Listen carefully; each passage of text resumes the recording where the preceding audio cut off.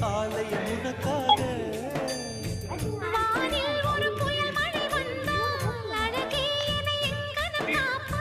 கண்ணே உன்னை என் கண்ணில் வைத்து இமைகள் எனும் கதவுகள் அடைப்பேன்.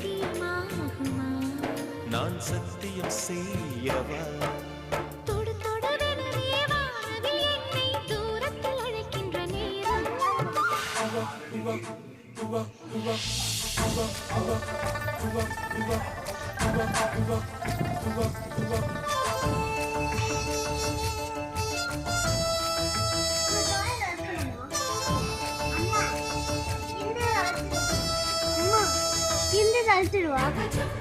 ஓகே